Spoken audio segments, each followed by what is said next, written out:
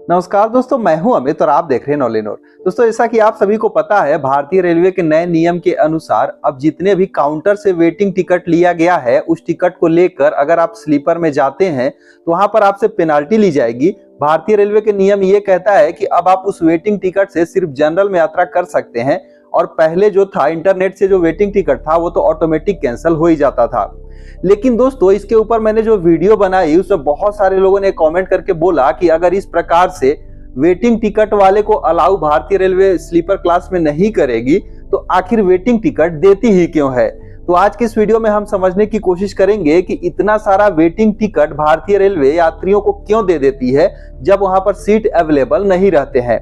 तो दोस्तों, होता क्या है कि जितने भी आप ट्रेन देखते हैं उस ट्रेन में अगर हम किसी एक पर्टिकुलर ट्रेन का एग्जाम्पल लें तो मान लीजिए कि अगर किसी एक्सप्रेस ट्रेन में स्लीपर वाली जो ट्रेन है उसमें टोटल मिलाकर 720 सीट है।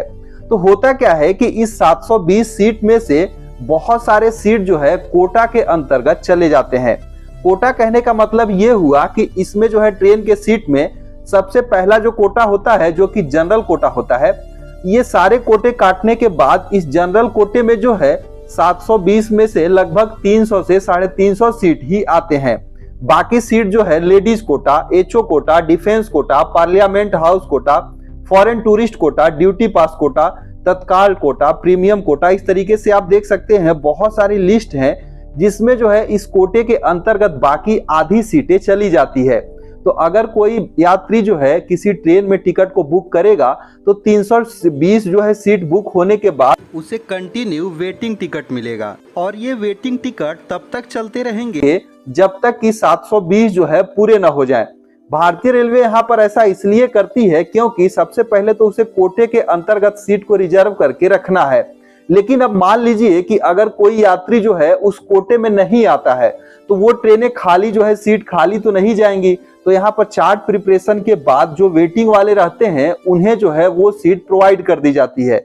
लेकिन अगर वो लोग आ जाते हैं तब चार्ट प्रिपरेशन के बाद भी जो जनरल वाले जो वेटिंग में थे वो वेटिंग में ही रह जाते हैं।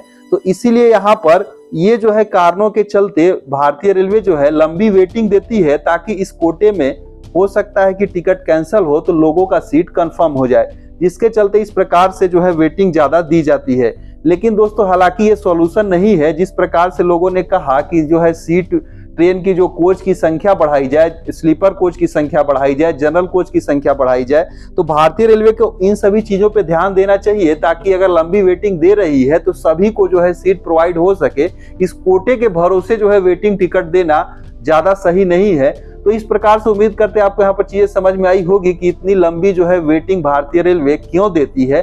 तो इस वीडियो बस इतना ही। अगर इसको लेकर आपकी कोई राय है तो अपना ओपिनियन जरूर से शेयर कीजिएगा। तो मिलते हैं एक दूसरे वीडियो में, तब तक के लिए धन्यवाद।